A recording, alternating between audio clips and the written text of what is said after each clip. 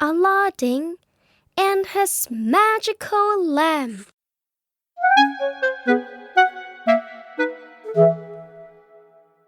Chapter 1. A Magic Uncle. There was once a lazy boy named Aladin. His dad, who had to run the family business alone, died of worry. Aladin's mother was in despair. One day, Aladin was messing around as usual when a man came up to him. "Aladin," he cried, "it's me, Uncle Abanazar, your father's long-lost brother. I didn't know I had an uncle. I've been away for many years."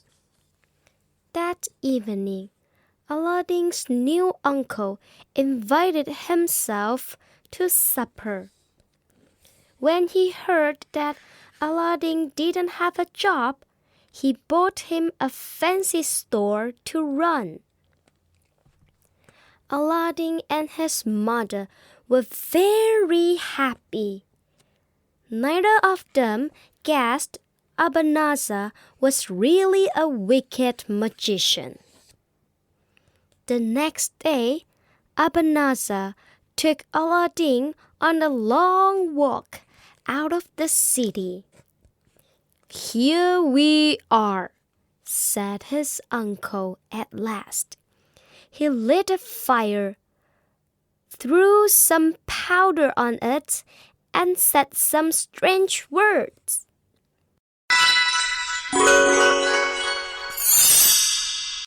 A trapdoor made of stone appeared in the grass. Aladin was astonished. His uncle could do magic. "Under this stone there are many treasures, but I only want one," said Abanazar. "Bring me the lamp." "But, uncle—" "No buts. Take this ring. It will protect you," he added, pushing Aladin down the steps. Aladin went through 4 rooms of gold into a garden of fruit trees. The fruit sparkled like pieces of glasses. He saw the lamp, stuffed it into his pockets, then picked handfuls of the pretty fruit. "Hand me the lamp," cried Abanazar from the entrance. But Aladin had taken too long finding it. Abanazar thought he'd been tricked. "How dare you? Keep the lamp for yourself!" Before Aladin could answer, there was a loud thud and everything went dark.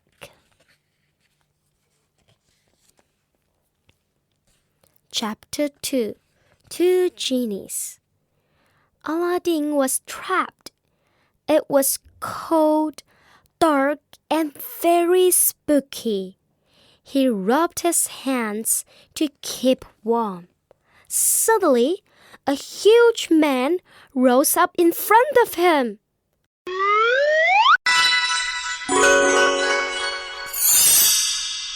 "I am the genie of the ring," he boomed. "What can I do for you?"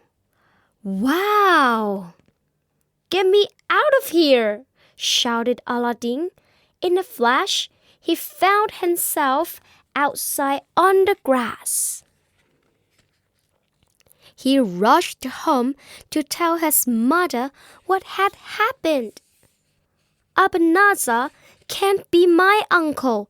He did magic things and tried to kill me," he cried.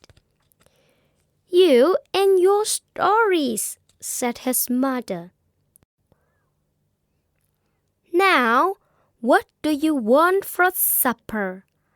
"I will sell that old lamp to buy some food." She started to polish the lamp and jumped back in fright as a giant man floated out.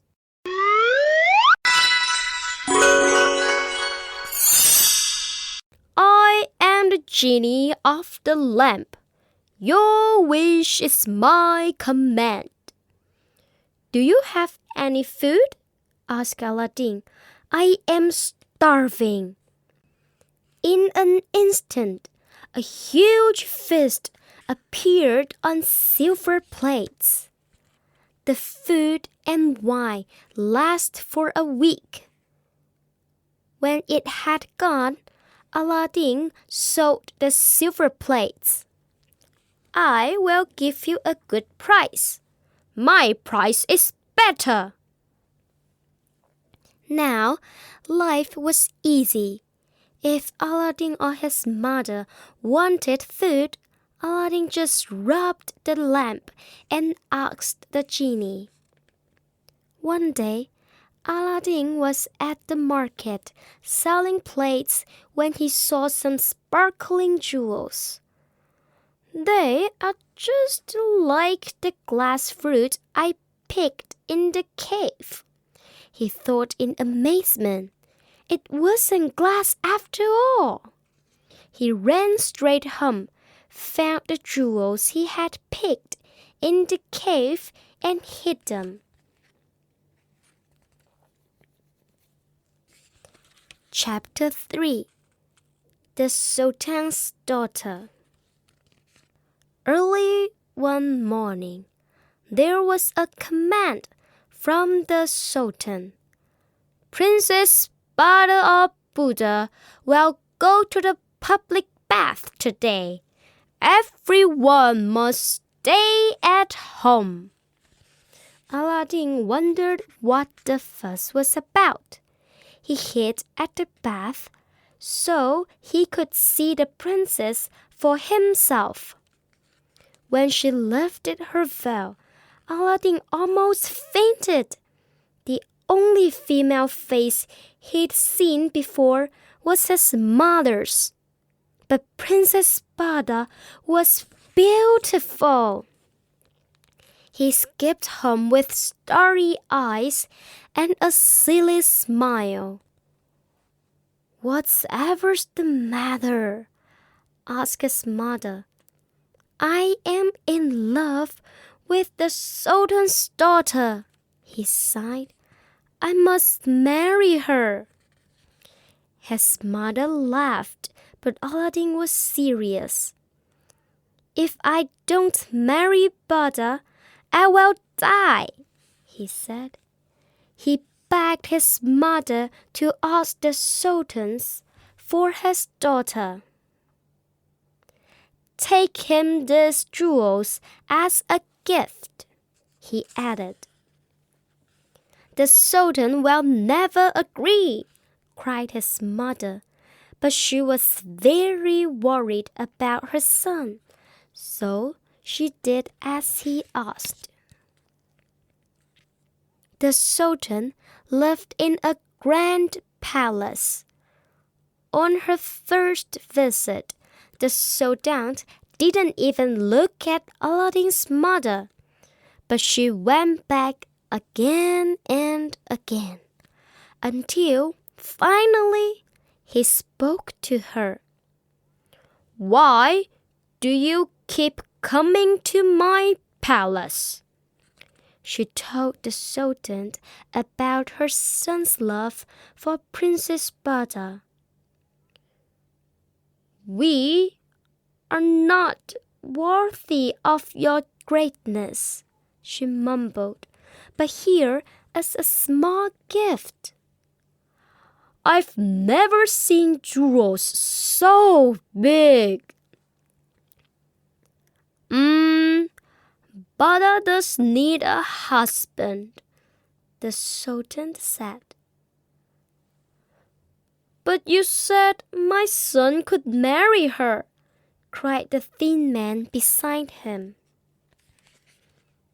The man was a powerful lord called a vizier. He whispered something in the Sultan's ear. Then the Sultan turned to Aladin's mother. Your son can marry my daughter in 3 months' time, he said. I am going to marry the princess. I don't trust that vizier. Chapter 4. The Wrong Husband. 2 months later, Aladin's mother was in the city. Everyone was talking about a royal wedding. Princess to marry vizier's son today, shouted a herald. Aladin's mother rushed home to tell Aladin the bad news. He was very upset until he remembered the genie of the lamp. He ordered the genie to disturb the couple that very night. Put the vizier's son out in the cold and bring Princess Butter to me. At midnight, the genie brought Butter to Aladin's house and left the vizier's son in the dark, damp street. Help! I won't hurt you. You are safe with me, said Aladin softly. Before sunrise, the genie returned Butter and the vizier's son to their room. What's wrong? Asked Butter's parents at breakfast. You look awful. Princess Butter kept very quiet. That evening, the vizier's son prayed for a peaceful night's sleep. But at midnight, the genie came again. After another cold night on the streets, the vizier's son had had enough. I am sorry, Sultan, he said. Your daughter's wonderful, but I can't cope with these horrible nightmares. Well, it wasn't meant to be, replied the Sultan, and he ended the marriage.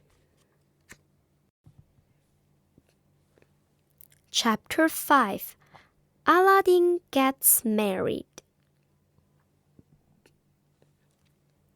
Before long, Aladin's mother went back to see the Sultan. Tell your son to send me more jewels, he told her. I want 40 plates full, he went on, carried by 80 servants dressed in silk. Only then can Aladin marry Butter. The genie managed this easily. Within an hour, a long procession was on its way. The Sultan couldn't believe his eyes. Tell your son he can marry my daughter right away, he told Aladin's mother. But first, Aladin wanted a home for Butter. He described his perfect palace to the genie, and the genie built it overnight. Marble floors, jewels in the walls. Aladin rode to the Sultan's palace, dressed in his finest clothes. The wedding day began with music and dancing and finished with feasting and fireworks.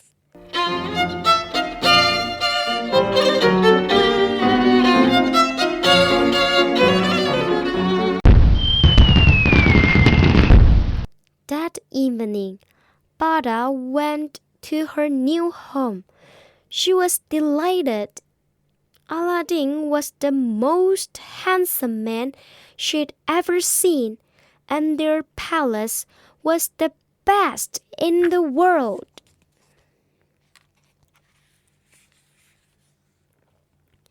Chapter 6. Abanazar returns. Far away in the desert, Abanazar learned of Aladin's good fortune. "He must have escaped with the lamp," he snarled. He went to Aladin's city to find the lamp. "New lamps for old," he shouted. Bada heard the shouts from her palace. "That sounds good," she thought, and found an old lamp to give him. Abanazar ran to a quiet corner and rubbed the lamp.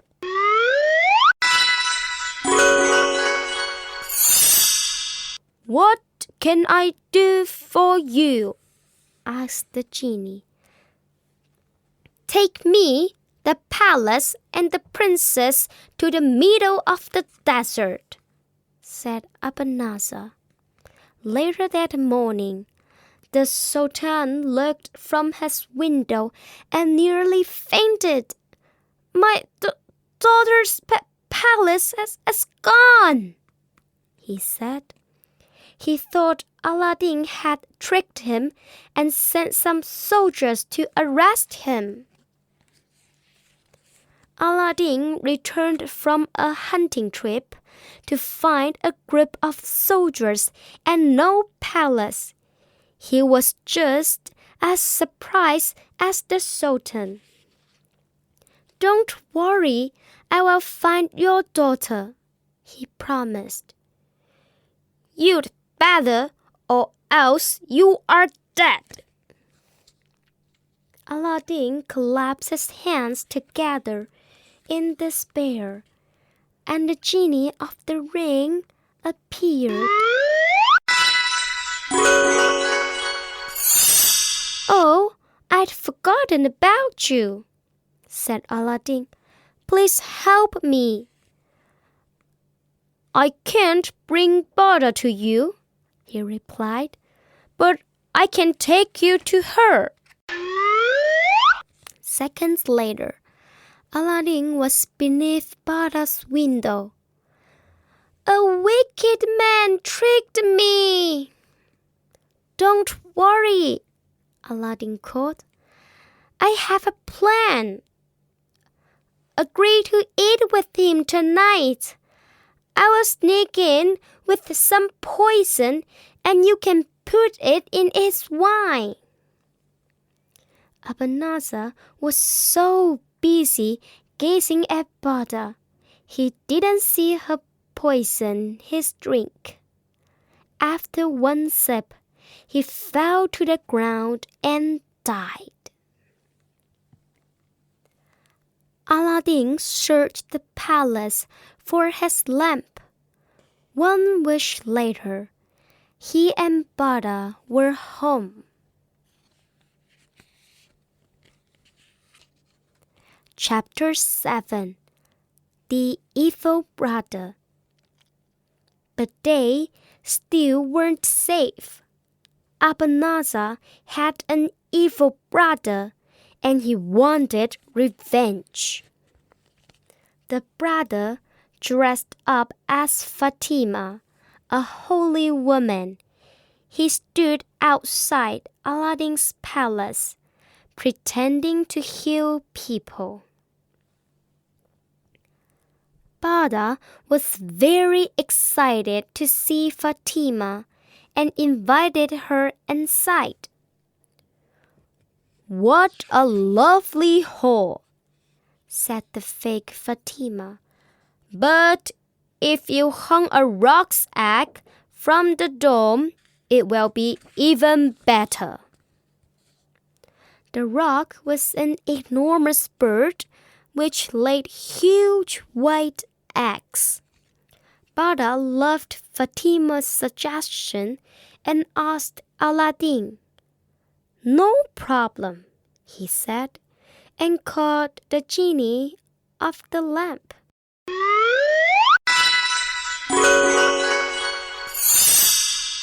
"Bring me a roc's egg." "What?"